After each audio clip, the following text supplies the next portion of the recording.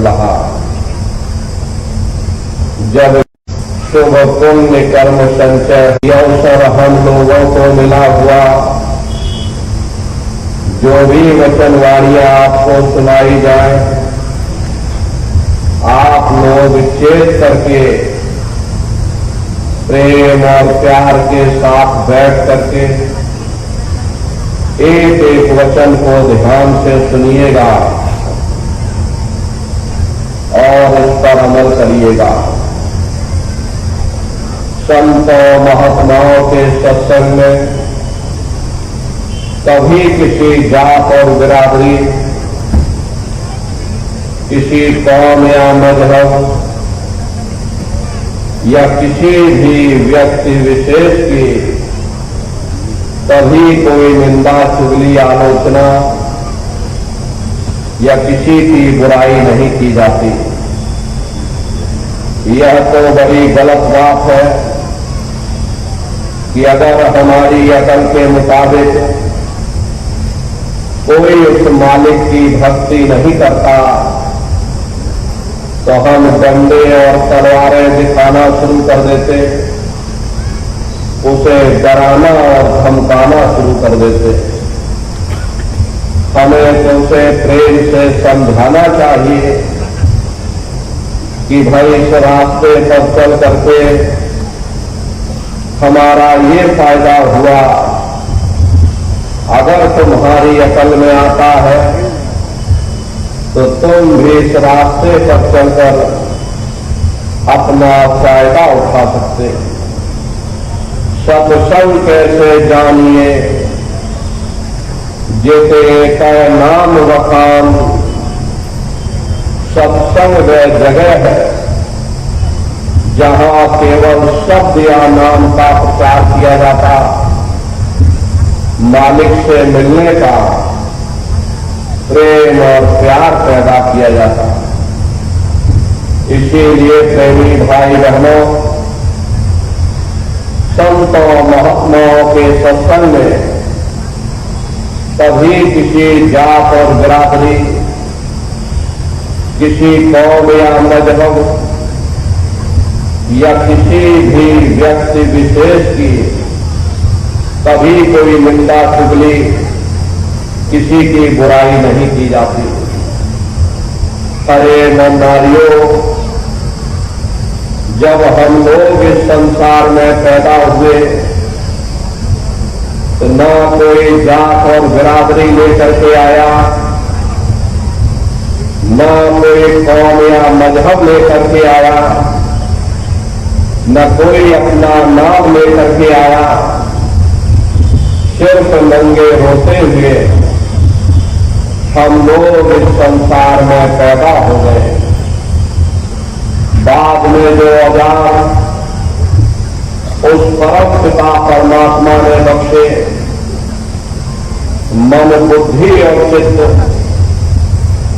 उससे जब हमारे अंदर चेतना आ गई, तब हमारा नाम पड़ गया।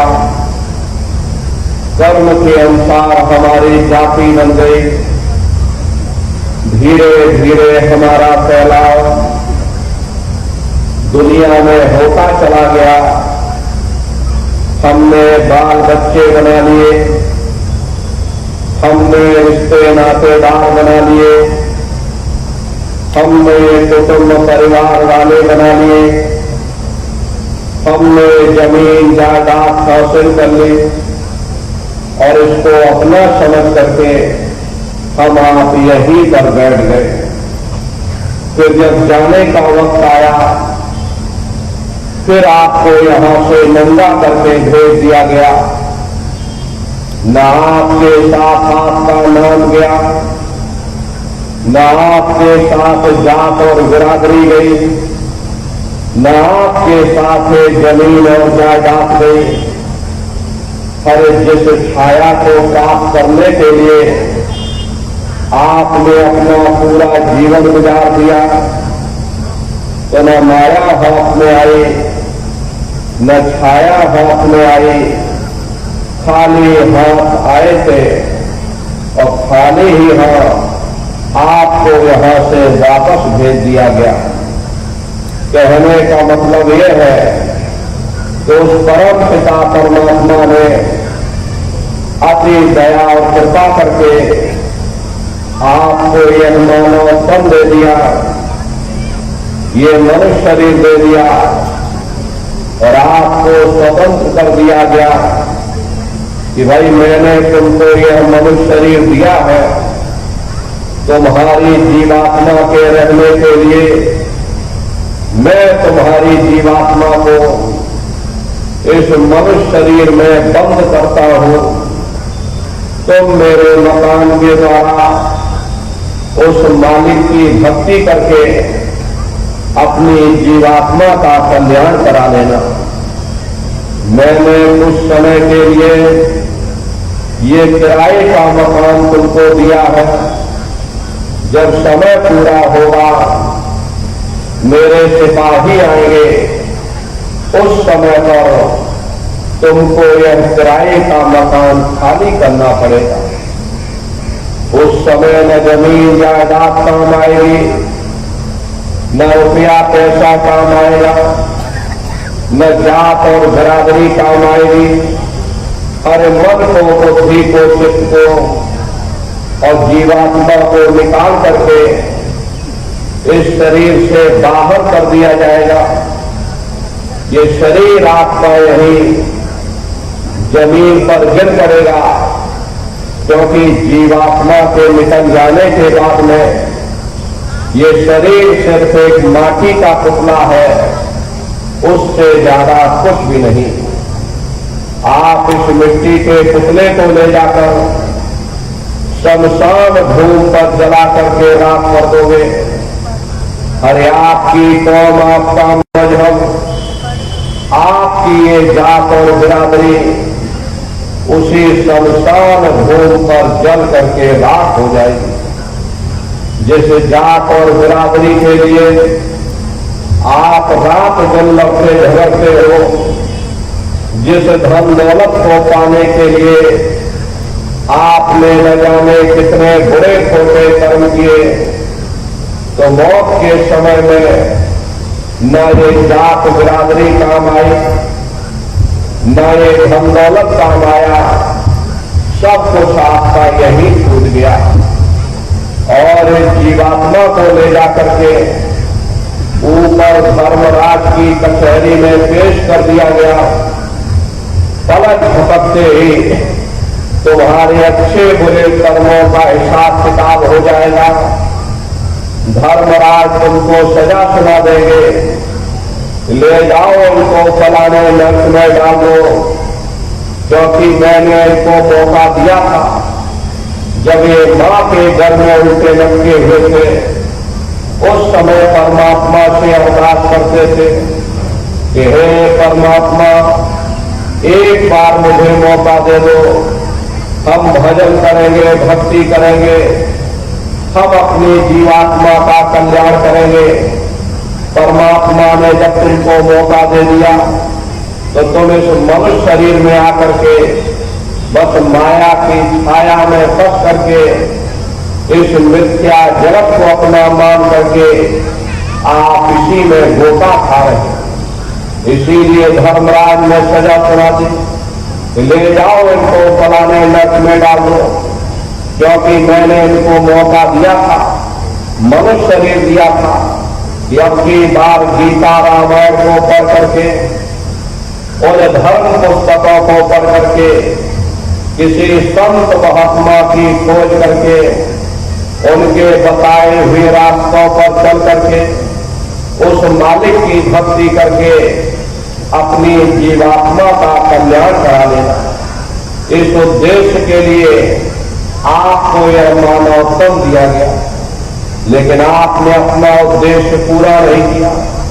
आप अपने वादे को भूल गए, बस माया की छाया में फंस करके इस मिथ्या जगत को अपना मान करके आप इसी में गोता खा रहे। अरे नंदारियों, इस दुनिया में हित में तो भाई बंधु, रिश्ते नातेदार, कुटुंब परिवार वाले, इनमें से कोई भी चीज तुम्हारी जीवात्मा को इस अधोगति से बचा नहीं सकता। हम कौन हैं, हम कहां से आए हैं और हमें जाना कहां है, यह मानव मात्र के लिए एक जटिल प्रश्न बना हुआ। इस प्रश्न का हल तब तक नहीं होगा जब तक इस धरा भूमि पर कोई संत महात्मा फकीर न मिल जाए।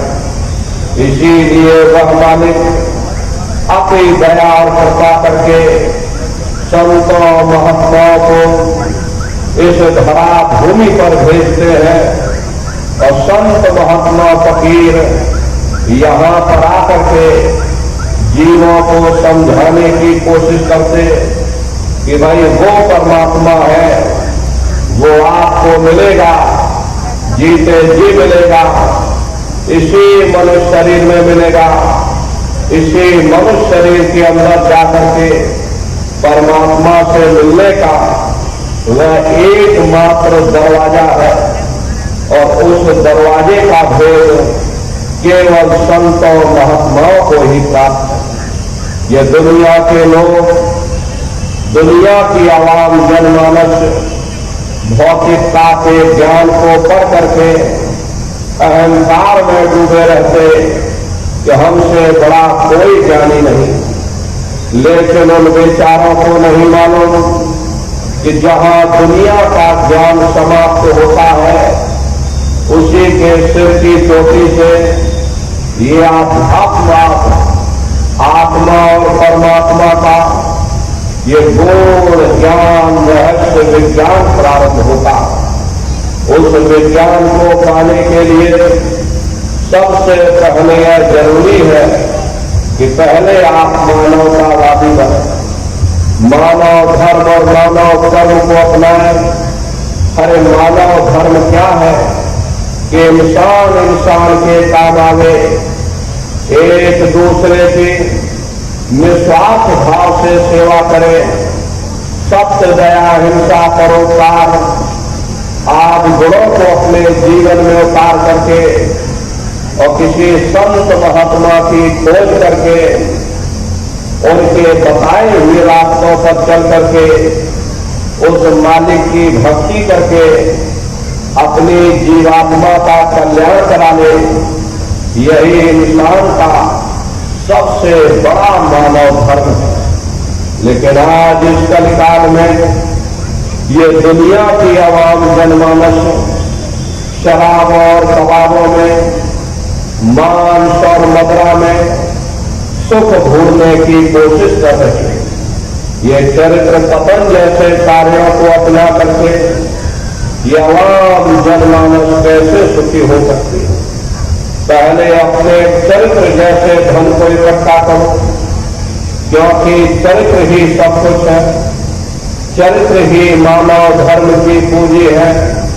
ये दुनिया भर के झगड़े और झगड़े, पिता पुत्र में लड़ाई, आदमी औरत में लड़ाई, घर परिवार में लड़ाई, समाज में लड़ाई, जातियों में लड़ाई, मुल्क में लड़ाई। अरे नंदारियों, ये इंसानों का काम नहीं, ये हैवानों का काम है। इसलिए पहले आप इंसान बनो, चरित्रवान बनो, महात्माओं के समीप आओ। वे जो दया का प्रसाद दें उसे खुशी खुशी लेकर के अपने निज घर को जाओ, जहां न फिर जन्मना है और न ही फिर मरना। इसीलिए हमारे गुरु महाराज परम संत बाबा जय गुरुदेव जी महाराज ने आवाम जनमानस के बीच में ये आवाज लगाई है कि इंसानों, तुम अपने दीन ईमान पर वापस आ जाओ और इस जिस्मानी मंदिर में बैठ करके भगवान का सच्चा भजन करो, खुदा की सच्ची इबादत करो, जिससे तुम्हारी ये जीवात्मा नरकों में जाने से बच जाए। अरे हम माने न माने, लेकिन संत महात्मा प्रकाशदर्शी होते, वे सब कुछ जानते हैं। अगर हम उनके वचनों को मान जाएंगे तो हम लोग बच जाएंगे, नहीं तो खाई और खंडक में जाकर गिर जाएंगे। इसीलिए अभी वक्त है उस मालिक से सच्ची प्रार्थना करने का, खुदा के सामने अपने गुनाहों की माफी मांगने का, धर्म मजहब के नाम पर लड़ने झगड़ने का नहीं, जात और बिरादरी के नाम पर लड़ने झगड़ने का नहीं। अरे हमने बहुत लड़ लिया, बड़े बड़े झगड़े और फसादे की, बड़े बड़े नुक्ताचीनी की, सिवाय नफरत के हमको क्या मिला? नफरत की ऐसी ज्वाला जली जिसमें घर जल गया, परिवार जल गया, समाज जल गए, जातियां जल गई, अब सारा देश जल उठा। इसीलिए सारी मानवता बहुत थक गई। हर कोई ऐसी छांव चाहता जहां उसे ठंडक मिले, शांति और सुकून मिले। ये सब वही मिल सकते हैं जहां शांति के संदेश होते, सुकून के संदेश होते, मानव धर्म और मानव कर्म के संदेश होते। और ये संदेश केवल संत महात्मा फकीर देते, जो समदर्शी होते हैं, जो समस्त जीवों के अंदर उस प्रभु के अंश को देखते हैं। ऐसे समदर्शी उन महात्माओं की खोज करो। ये मत देखना कि महात्मा किस जाति के हैं, महात्मा किस बिरादरी के हैं। अरे जातियां कर्म के अनुसार बनाई गई, जन्म के अनुसार नहीं। मनुष्य की एक ही जाति, वो है मानव जाति, और इसी मानव जाने में बैठ करके हमें उस मालिक की भक्ति करनी है। अरे नारियों, सुबह जात के भंगी थे, रैदास भी जात के हरजन थे, मीराबाई जात की छत्राणी थी। अगर वे सब उस मालिक को प्राप्त कर सकते तो आप भी उस मालिक को प्राप्त कर सकते। लेकिन बगैर महात्माओं के, बगैर मुर्शिद के कोई भी जीव इस संसार समुद्र से न कोई पार हुआ और न ही कोई हो सकता। ये समुद्र ऐसा है जिसके न इस किनारे का पता न उस किनारे का पता कोई नहीं जान सकता। ये दुनिया कब बनी, कितनी बार प्रलय और महाप्रलय हो गई, लेकिन इतना जरूर मालूम है कि जिस दिन से दुनिया बनी है हम लोग यहीं पर भटका खा रहे हैं। अगर उधर से हवा चली, नैया हमारी उधर चली गई, और अगर उधर से हवा चली तो हमारी नैया डगमगाते हुए इधर चली गई। न जाने कितने युग और कल्प बीत गए, लेकिन हमारी ये नैया आज तक इस भवसागर से किनारे नहीं लगी। इसलिए नारियों, सौभाग्य से वक्त का इतना बड़ा वरदान आपको मिला, ये मानव तन आपको मिल गया। न जाने किस महात्मा की दया हो गई, न जाने कौन से जन्म जन्मांतरों के शुभ पुण्य कर्मोदय हो गए जो आपको यह मानव तन मिल गया। हर अब की बार मौका मिल गया है, समय रहते हुए अपनी जीवात्मा के कल्याण के लिए थोड़ा बहुत विचार करिएगा, वरना ये समय तुम्हारा निकलता चला जा। मिली नगदे तुमको, बनाओ काट कुछ अपना, बचो मत आए जग में, जानियो रैन का सपना। हरे नारियों, जैसे रात में हम लोग स्वप्न देखते हैं, हालांकि उस समय पर हमें स्वप्न सच मालूम करता, असली प्रतीत मालूम होता, लेकिन जब हम सुबह उठते हैं, जब हमारी आंखें खुलती, तब हमें होश आता कि नहीं भाई, हम तो स्वप्न देख रहे थे, ये सब भ्रम है। ठीक उसी प्रकार से ये दुनिया भी 10, 20, 100 साल का स्वप्न है। अब आप कहोगे हम जाग रहे, परंतु प्रेमी भाई बहनों, ऐसा हरगिज नहीं है। जिस दिन मौत का वक्त आएगा, हरे आप रोगे, हाय हाय करके चिल्लाओगे कि हाय हमने सारी जिंदगी यूं ही स्वप्न में गुजार दी, जागने का समय अभी आया, जो कुछ करना है अभी करना। लेकिन प्रेमी भाई बहनों, अब पछताए हो क्या जब चिड़िया चुग गई खेत।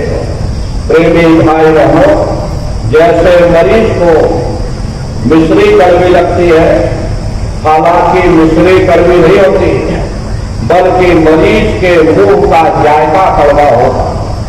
उसे चाहे कितने अच्छे अच्छे भोजन दे दो, हलवा पूरी पकवान बना करके खिला देना, उसे अच्छा नहीं लगेगा। ठीक उसी प्रकार से यह मनुष्य भी इंद्रियों के भोग और रोग में, शराब और कबाबों में, मांस और मदरा में इस कदर से फंसा हुआ है, यहां से निकलना दुश्वार हो गया।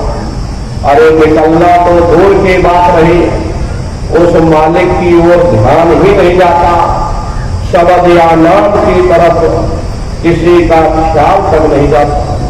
और अगर भूले भटके चला भी जाए तो ये दुनिया की लज्जत है, दुनिया की वासनाएं, दुनिया का मोह और प्यार हमें खींच करके वापस दुनिया में लाकर डाल देता। महात्मा करे तो करे क्या? अरे महात्मा दवा देते हैं मगर आप लोग खाते ही नहीं। जैसे डॉक्टर मरीज को दवा देता और अगर मरीज खाए ही ना तो बताओ वह स्वस्थ कैसे हो सकता। डॉक्टर की दवा अलमारी में रखी और मरीज बिस्तर पर पड़ा और गालियां हम डॉक्टर को देते हैं। इसमें डॉक्टर का क्या कसूर, इसमें महात्मा का क्या कसूर? प्रेमी भाई बहनों, जब तक हम अपने आप की गलती नहीं देखेंगे हम कभी कामयाब नहीं हो सकते। महात्मा प्रेम से जीवों को समझाते कि भाई देह और गृह सब झूठा, धर्म में काहे को खपना, ये घर बार हमारा अपना नहीं, अरे पराया देश है, ये सराय खाना है, ये मुसाफिर खाना है, ये शरीर भी तुम्हारा अपना नहीं, ये भी काल का पिंजरा है, किराए का मकान है, पराया मकान है।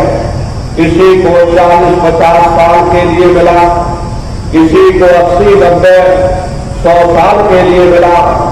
हर जितने जितने श्वास उस मालिक ने बख्शे हैं, उसे भुगतने के बाद में हमें शरीर को यही छोड़ना। श्वास तुम्हारा नित ही जारी, एक दिन खाली काम। हरे प्रेमी भाई बहनों, एक तालाब पानी से चाहे कितना भी क्यों भरा हो, आप एक छोटी सी नाली काट कर खोल देना, सारा पानी ही तालाब से बाहर निकल जाएगा। ठीक उसी प्रकार से हमारा ये शरीर भी श्वासों का भंडार है। जब तक श्वासों का भंडार जारी है, हम दुनिया के काम काज में फंसे हुए, दुनिया के कारोबार में उलझे हुए। लेकिन जिस वक्त ये श्वासों का भंडार खाली होगा, अरे टेलीफोन खड़क जाएंगे, तार पहुंच जाएंगे, संदेश पहुंच जाएंगे, सब रिश्ते नातेदार, सब कुटुंब परिवार वाले, सब रोज पड़ोस वाले मिनटों सेकंडों में इकट्ठा हो जाएंगे। हरे नन्नारियों, जिस शरीर से तुम इतना प्रेम किया करते थे, उसे कोई 1 लाख भी घर में रखने को तैयार नहीं होता। कंधों पर लटका करके शमशान भूमि पर छोड़कर आ जाते। हिंदू लोग तिरका तोड़ा, जैसे तिरका टूट गया, तेरा मेरा रिश्ता नाता टूट गया। मुसलमान, सिख, ईसाई लोग खाक की मिट्टी कब्र में डाल देते हैं। जो मेरे लिए खाक की मिट्टी है वह मेरे लिए तू है। अब बताओ प्रेमी भाई बहनों, जिन रिश्ते नातेदारों के खातिर, जिन कुटुंब परिवार वालों के खातिर आपने सारी जिंदगी गुजार दी, इतना इतना कष्ट सहा, इतनी इतनी मुसीबतें सही, सबने मिनटों सेकंडों में आपसे रिश्ता नाता तोड़ दिया। अरे मामूली पीड़ा नहीं होती, मौत के समय में घनघोर पीड़ा होती है। सहजो भाई ने उस पीड़ा को बयान किया कि सहजो मौत आइया अंग अंग दिया तोड़, और हिया जरे छाती फटे उठे पीर घनघोर। गुरु महाराज सत्संग में कहते थे, जैसे 1 लाख बिच्छू एक साथ हमारे जिस्म पर डंक मारे, उससे भी लाखों करोड़ों गुना ज्यादा मौत के समय में दर्द होता। जब मृत्यु आती है तो किस तरह से प्राण निकलते हैं, प्राणों के निकलने की क्या प्रक्रिया होती है, जरा उसे भी आप लोग समझ लो। देखो प्रेमी भाई बहनों, जैसे संसार में महाप्रलय आती है, महाप्रलय के समय क्या होगा, सबसे पहले पूरी पृथ्वी रह जाती है। ये पृथ्वी पानी में घुल करके पानी बन जाती है। मानव सृष्टि की प्रलय एक बड़ी कयामत है और शरीर की प्रलय एक छोटी कयामत है। तो जैसे ही मौत आएगी, सबसे पहले बुधा चक्र टूटेगा, सिमटक भास श्वास उठ जावे, प्राण पति जब सिमट समावे, उस समय हमारी श्वासें रुक जाएगी, शरीर की चेतना पीछे सिमटने लगेगी। तो सबसे पहले बुधा चक्र टूटेगा, क्योंकि बुधा चक्र में पृथ्वी का वास होता है। बुधा चक्र टूट करके ऊपर इंद्रिय चक्र में समा जाएगा। इंद्रिय चक्र में जल का वास होता, यदि जल ने पृथ्वी को घोल दिया, तो जब इंद्रिय चक्र टूटेगा तो ऊपर नाभि चक्र में समा जाएगा। नाभि चक्र में अग्नि का वास होता, यदि अग्नि ने फिर जल को सुखा दिया, ये नीचे से सिमटाव होता है। फिर जब ये नाभि चक्र टूटेगा तो हृदय चक्र में समा जाएगा। हृदय चक्र में वायु का वास होता, यानी वायु ने अग्नि को अपने में समाहित कर दिया और इस तरह से वायु आकाश मोड़ गई। जब यह कर्म कलाई उठ जावे, बुद्ध स्वरत की आग दबावे, जब यह जीवात्मा पांचों तत्वों को लांघ करके जल पृथ्वी अग्नि वायु आकाश पांचों तत्वों को लांघ करके ऊपर आती है, तो काल दार में आग दबानी, और जब ढर के नैनन से पानी, जब काल अपनी दार में दबाता, हरे नेत्रों से पानी निकलता है, इंद्रियां टूट टूट करके सब चकनाचूर हो जाती, सब रिश्ते नातेदार खड़े रह जाएंगे, डॉक्टर वैद हकीम सब आपको घेरे रह जाएंगे, लेकिन आप अपनी पीड़ा को उस समय अपने मुख से बयान नहीं कर पाओगे। सिर्फ आपके नेत्रों से अश्रु टपकेंगे। अरे अमृत आते हैं, प्राणों की डोरी को तोड़ देते हैं और जीवात्मा को खींच करके इस शरीर से बाहर कर दिया जाता। और जैसे ही जीवात्मा शरीर से अलग हुई, ये शरीर तुम्हारा मिट्टी हो जाएगा। फिर उस मिट्टी को 1 लाख घर में कोई रखने को तैयार नहीं होता, तो भाई जल्दी करो जल्दी करो। अब इनकी शकल देखने में हमको डर लग रहा, जल्दी से बाजार से कपड़ खरीद के लाओ, जल्दी से लकड़ियां खरीद के लाओ, जल्दी से चिता तैयार करो। ये जो घर में इनके कपड़े लत्ते पड़े हुए, अरे इनके कपड़े लत्ते भी उठा ले जाओ, वही शमशान भूमि पर जला देना। अब इनकी छुई हुई चीज हमको घर में एक नहीं चाहिए, ये सब अशुद्ध हो गया है। जिस बिस्तर पर ये लेटे रहे, ये बिस्तर भी अशुद्ध हो गया, इसलिए इनका बिस्तर भी उठा ले जाओ, अरे वही शमशान भूमि पर जला देना। लेकिन उसने कोई सोने की अंगूठी पहनी होगी, उसे धीरे से उतार कर जेब में रख लोगे, बस वही एक अशुद्ध नहीं होगा, बाकी सब अशुद्ध हो जाएगा।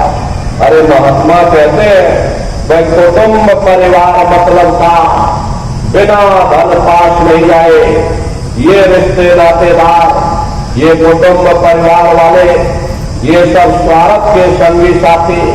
अरे नन्नारियों, आज तुम्हारी जेब में पैसा है तो सब जैसे तैसे तुमसे रिश्तेदारियां कायम कर लेंगे। आज जेब खाली हो जाए तो बेटा बाप को बात कहने के लिए तैयार नहीं होता। आप रोज कचहरियों में मुकदमों का हाल देखते हो। यदि किसी पिता ने बंटवारा करते समय किसी बेटे को 1000 रुपया कम दे दिया या 1 बीघा जमीन कम दे दी तो बेटा बाप का दुश्मन बन जाता, उसे ले जाकर कचहरियों में खड़ा कर देता। अरे अपना यहाँ क्या है कि सब स्वार्थ के संगी साथी, कोई किसी को याद करने वाला नहीं। 13 दिन बाद 13वीं मना देंगे, लड्डू पूरी पकवान बना करके खिला देंगे। वो भी इसीलिए बनाया जाएगा क्योंकि समाज क्या कहेगा, नात रिश्तेदार क्या कहेंगे, सगे संबंधी क्या कहेंगे।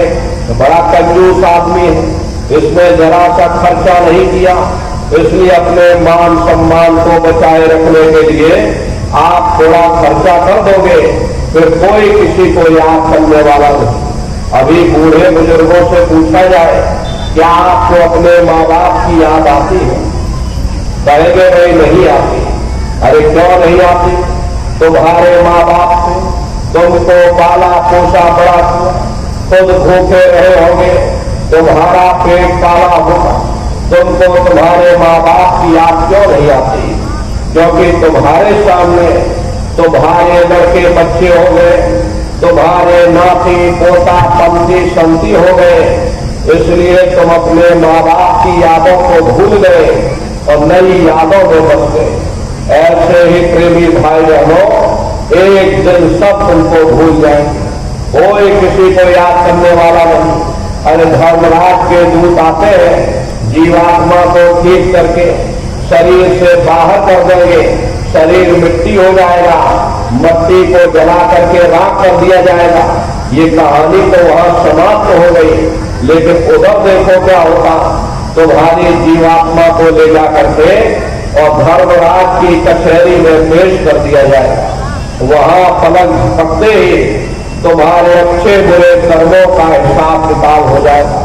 धर्मराज तुमको सजा सुना देंगे, ले जाओ इनको फलाने नर्क में डालो, क्योंकि मैंने इनको मौका दिया था जब एक मां के घर में उल्टे रखते थे, उस समय परमात्मा से अरदास करते थे कि हे परमात्मा मुझे एक बार मौका दे दो, एक बार मनुष्य शरीर दे दो, हम भजन करेंगे, भक्ति करेंगे, हम अपनी जीवात्मा का कल्याण करेंगे।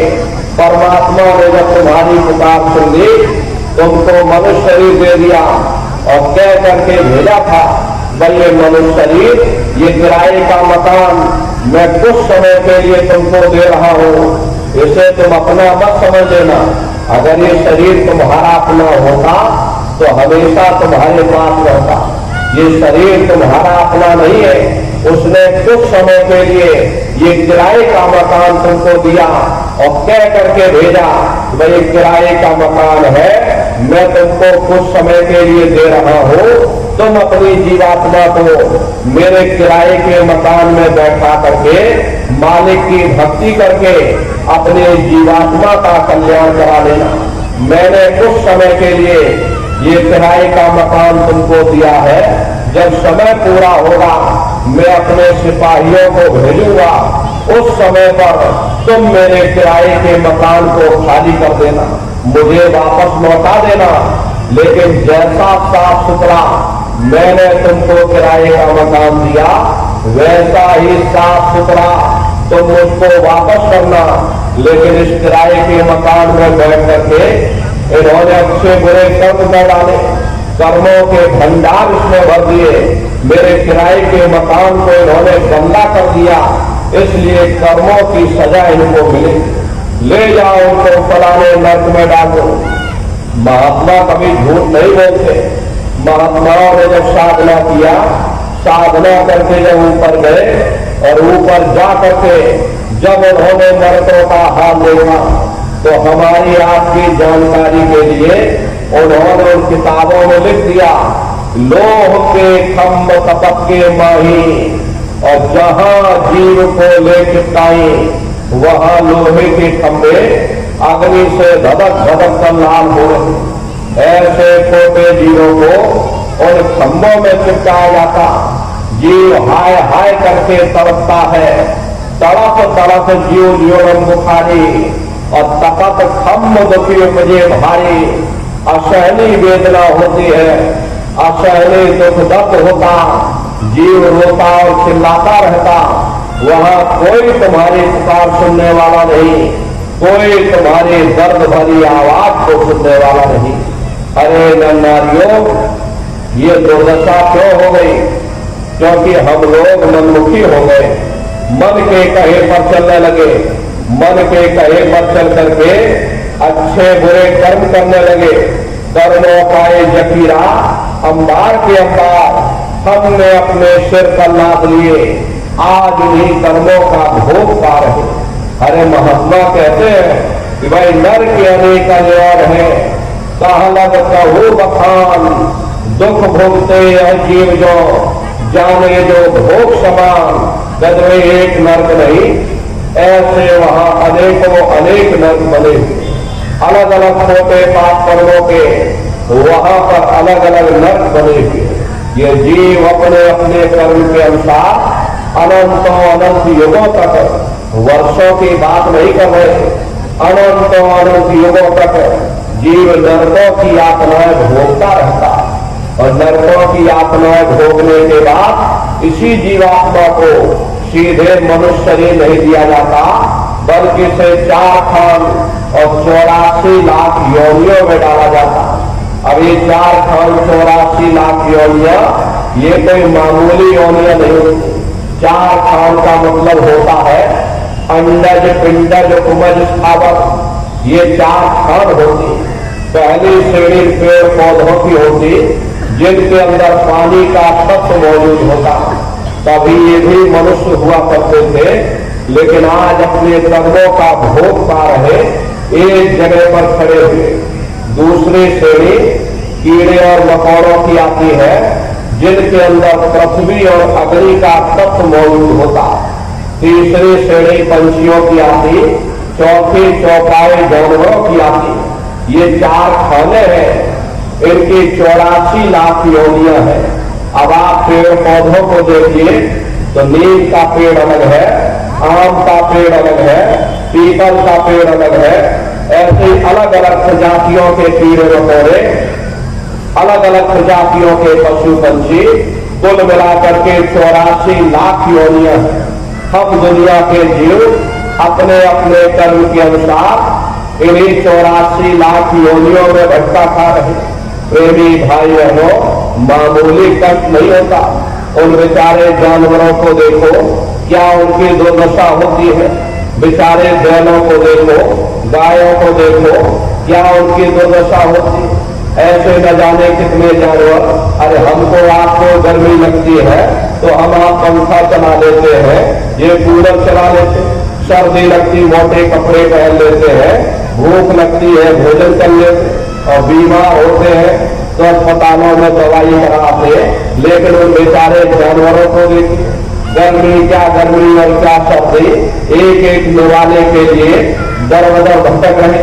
अरे किसी का हाथ कट गया, किसी के पैर कट गए, कौन उनकी पुकार सुनने वाला, कौन उनकी दर्द भरी आवाज को सुनने वाला, कौन सी अदालत में जाकर के वे बेचारे दरवाजा खटखटाए, कोई सुनने वाला नहीं। तो प्रेमी भाई बहनों, ये कुल 84 लाख योनियां हैं। 84 लाख योनियों की सबसे जो आखिरी योनि होती है वो गाय और बैल की योनि होती है। गाय स्त्री का रूप लेती है और बैल पुरुष का रूप लेते हैं। ये 84 लाख योनियों की सबसे आखिरी योनि होती है। इसीलिए हमारे धर्म शास्त्रों में गाय और बैल को काटना निषेध किया गया, क्योंकि ये गाय और बैल न जाने कितने युगों से नरकों की यातनाएं भोगने के बाद 84 लाख योनियों में भटकने के बाद में तब इनको गाय और बैल की योनि में डाला जाता है। इसके बाद इनको मनुष्य शरीर मिलना होता है।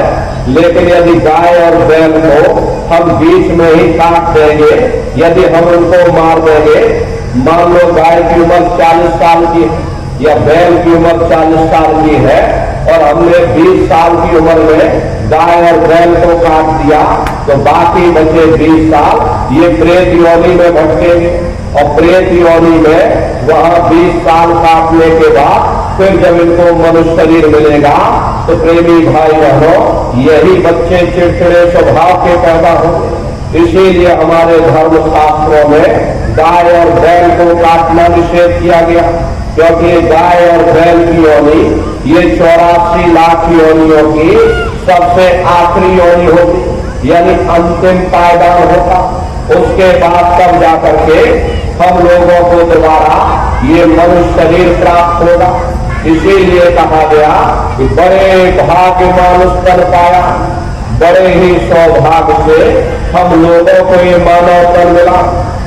बड़े से बड़े देवी देवता भी इस मानव तन को पाने के लिए तरसते हैं, क्योंकि 84 लाख योनियों से उन नरकों से निकलने का केवल एक ही रास्ता है, वह केवल मनुष्य का शरीर। इसी मनुष्य मंदिर में बैठ करके हम मालिक की भक्ति कर सकते हैं। इसीलिए संतों महात्माओं ने इस पंच भौतिक शरीर को सच्चा हरि मंदिर कहकर याद किया कि हरि मंदिर यह शरीर है और ज्ञान रतन प्रकट हुए, ये असली हरि मंदिर है। जब भी वो परमात्मा मिलेगा इसी हरि मंदिर के अंदर मिलेगा। इसी पंच भौतिक शरीर को ईसा मसीह साहब ने टेम्पल ऑफ लिविंग गॉड यानी जिंदा खुदा का मंदिर कहकर याद किया। इसी पंच भौतिक शरीर को मुसलमान फकीरों ने कुदरती काबा कहकर याद किया। ये असली कुदरती काबा है। खुदा का दीदार जब भी होगा इस कुदरती काबे के अंदर जाकर होगा। इसी पंच भौतिक शरीर को हिंदू महात्माओं ने नर नारायणी देह कहकर याद किया। प्रेमी भाई बहनों, महात्माओं ने यही समझाने की कोशिश की कि भाई वो परमात्मा कहीं बाहर नहीं, तुम्हें तुम्हारे अंदर मिलेगा। यही कबीर साहब ने लिखा है कि जो तिलमा ही तेल है, जो चकमक में आग और तेरा साई तुझ में और जाग सके तो जाग। जिस तरह तिल में तेल होता है, पत्थर में अग्नि होती, ठीक उसी तरह से वो मालिक हर एक के घट घट में हर एक के अंदर बैठा हुआ। यही आपकी धर्म पुस्तकों में लिखा है कि अरे मोको का धूरे रे बंदे, मैं तो तेरे पास में और ना तीरथ में ना मूर्त में, मैं तो हूँ विश्वास में। ना मैं तीरथ में मिलूंगा, ना मैं मूर्त में मिलूंगा, ना मैं किसी कर्मकांड में मिलूंगा। मैं जब भी मिलूंगा तो मैं तुम्हारे अंदर मिलूंगा। प्रेमी भाई बहनों, परमात्मा जब भी मिलेगा इसी हर मंदिर के अंदर मिलेगा। बाहर से आज तक न कभी किसी को परमात्मा मिला, न भविष्य में कभी मिल सकता। प्रेमी भाई बहनों, यही समझाने के लिए संत महात्मा फकीर इस धरती पर अवतरित होते हैं और जीवों को समझाने की कोशिश करते हैं कि भाई हम आए वही देश से जहां तुम्हारा धाम और तुमको घर पहुंचाऊंगा, एक हमारा काम। हम उसी देश से आए हैं जिस देश के तुम रहने वाले, परंतु तुम अपना सच्चा देश सच्चे शांति को छोड़ चुके, इस पराये देश में भटक रहे। यह देश तुम्हारा देश नहीं, तुम्हारा देश सत्संग है। ये कौम तुम्हारी कौम नहीं, तुम्हारी कौम सतनाम है और ये जीवात्मा उस सतनाम रूपी समुद्र की बूंद है। इस बूंद को उस समुद्र से मिलाओ, यानी जीवात्मा को उस परमात्मा से मिलाओ। इसके लिए न तुम्हें घर बार छोड़ने की जरूरत है, न बाल बच्चों को छोड़ने की जरूरत है, न समाज छोड़ने की जरूरत है और न जात और बिरादरी बदलने की जरूरत है। अरे नंदारियों, ये जात पात के झगड़ों ने ही मनुष्य के ऊपर पर्दा डाल दिया, वरना महात्माओं का उपदेश इतना सरल है कि 5 वर्ष के बच्चे से लेकर के और 100 वर्ष का बूढ़ा भी कर सकता। क्या स्त्री और क्या पुरुष, क्या आदमी और क्या औरत, क्या ऊंच और क्या नीच, क्या अमीर और क्या गरीब, वो काम सबके लिए साझा है। वो हर मनुष्य के अंदर दिनों रात झुमकारे दे रहा। वो साधु संतों के अंदर घुसता है तो वह चोरों ठगों के अंदर भी घुसता। यहाँ किसी कौम का सवाल नहीं, किसी मजहब का सवाल नहीं और किसी जात और बिरादरी का सवाल नहीं। ये जात पात के झगड़े ये हमारे अपने नहीं है, ये सिर्फ हमारे मन की खुराफात है। अरे आप सभी लोग बुद्धिमान हो, अपनी अपनी बुद्धि से आप सभी लोग जरा विचार करिएगा। जब गुरु नानक साहब नहीं आए थे तब कोई सिख नहीं था, जब मोहम्मद साहब नहीं आए थे तब कोई मुसलमान नहीं, जब ईसा मसीह साहब नहीं आए थे तब कोई ईसाई नहीं। और पीछे लौटते चले जाओ तो केवल मनुष्य ही मनुष्य रह जाते। ये रगड़े झगड़े किसने पैदा किए? हमारे मन में पैदा किए। अरे किसके लिए? केवल अपने स्वार्थ के लिए। हरे नारियों, महात्माओं का जो उपदेश होता है वो कुल आलम के लिए होता, सारी दुनिया के लिए होता, सारी कायनात के लिए होता। कोई भी महात्मा यहाँ न कोई कौम बनाने आता, न कोई यहाँ मजहब चलाने आते, न ही आप हमारे हाथों में डंडे और तलवारें देने के लिए आते। अरे आपको सच्चा मार्ग, सनातन मार्ग समझाने के लिए इस धरा भूमि पर शरीर रूप में अवतरित होते, ताकि हम दुनिया के जीव इस हरि मंदिर में बैठ करके उस सच्चे सुख को पाले। इसीलिए महात्मा कहते हैं, सूरत सुन बातरी तेरा धनी बसे आकाश। जीवात्माओं, तुम्हारा मालिक वो परमात्मा है, वो परमेश्वर है, वो सचखंड में बैठा हुआ। तुम यहाँ माया के जाल में फंसे। जब तक तुम अपने घर जाकर के अपने मालिक से मिलाप नहीं कर लेते, तुम सुख किस तरह हासिल कर सकते हो, तुम शांति किस तरह प्राप्त कर सकते। प्रेमी भाई बहनों, इस नाशवान जगत में न कभी किसी को सुख मिला, न भविष्य में कभी मिल सकता। ये जो कुछ थोड़े बहुत सुख नजर आते हैं, आहिस्ता आहिस्ता सब दुखों में तब्दील हो जाते। जिन चीजों में हम लोग सुख ढूंढते हैं वे चीजें क्षणिक हैं, और क्षणिक चीजों का सुख और आराम केवल क्षणिक ही हो सकता। जितना इसके आने में हमें खुशी महसूस होती है, उतना इसके जाने में भी हमें दुख भी महसूस होता। कभी कभी मन में ख्याल आता है कि शायद जिन दिनों महात्मा आए थे तब दुनिया की हालत इतनी अच्छी ना रही होगी, इसीलिए महात्मा दुखी दुखी चिल्लाते रहते। अब हमने 100 सालों के अंदर इतनी तरक्की कर ली। पहले हम झोपड़ियों में रहते थे या एक आध कोठरियों में पूरा परिवार रहा करता था। इसी तरह खेती बाड़ी भी लोग हाथों या बैलों से किया करते थे। 15-20 मील के अंदर हमारी सारी दुनिया थी, हम उसी में गुजारा करके मर जाते थे।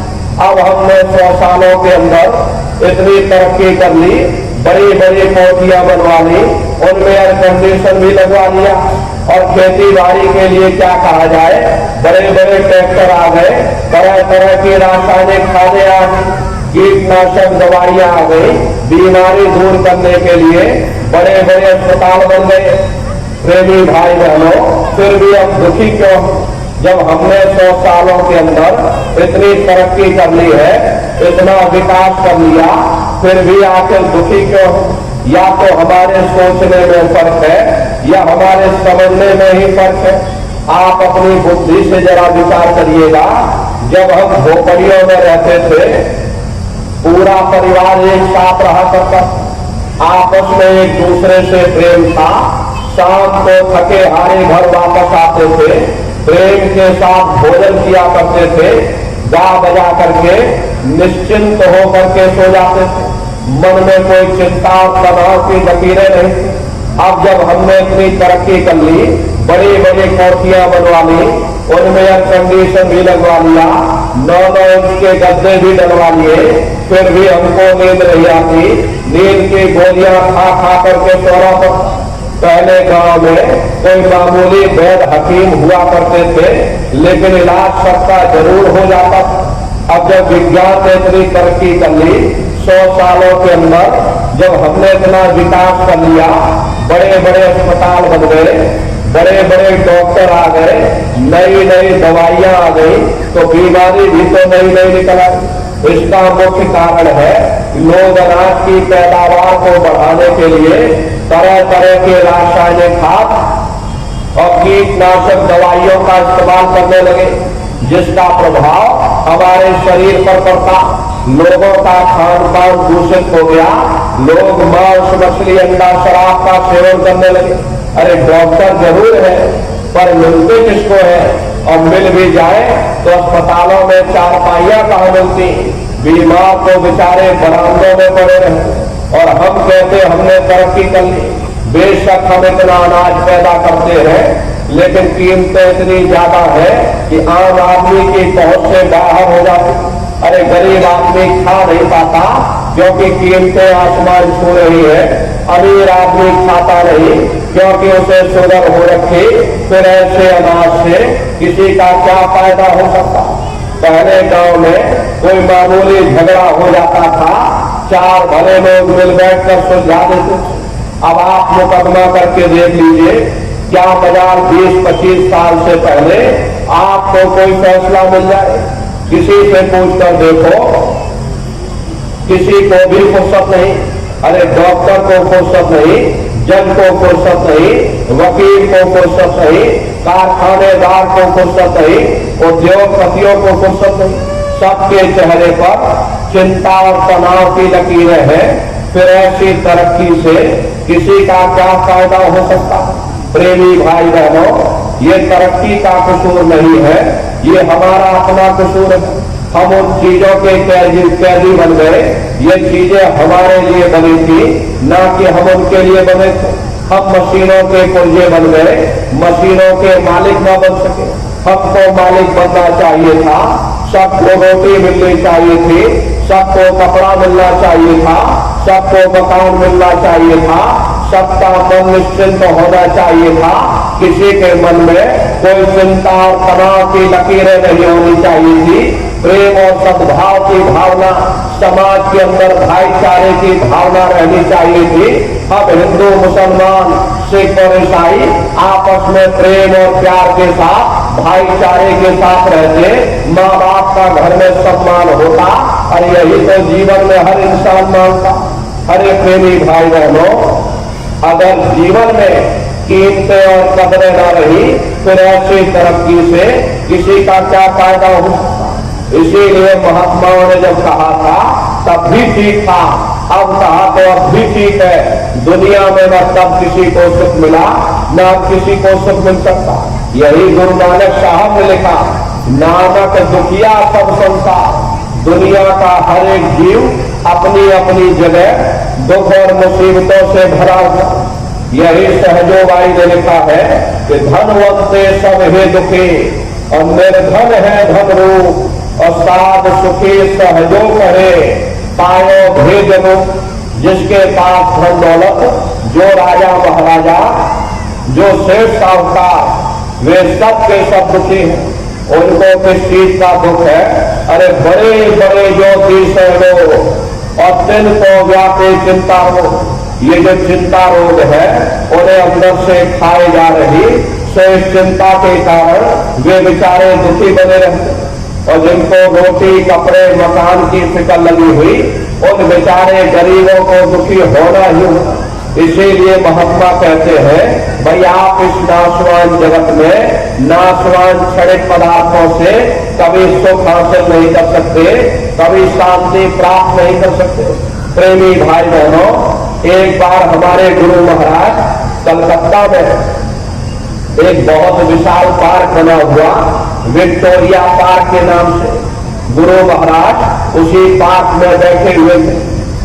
बगल से 2 सेठ आए और दोनों सेठ गुरु महाराज के बगल में आकर बैठ। सामने देखा एक माली घास काट रहा, घास काटते काटते माली को नींद आ गई और वह घास के ऊपर सो गया। दोनों शेख आपस में बातचीत करने लगे, देखो उस माली को, हमसे ज्यादा सुखी तो वह माली है, कम से कम उसे नींद तो आ रही, हम लोगों को नींद तक नहीं आती, नींद की गोलियां खा खा करके सोना पड़ता। गुरु महाराज उन शेखों की बात सुन रहे थे।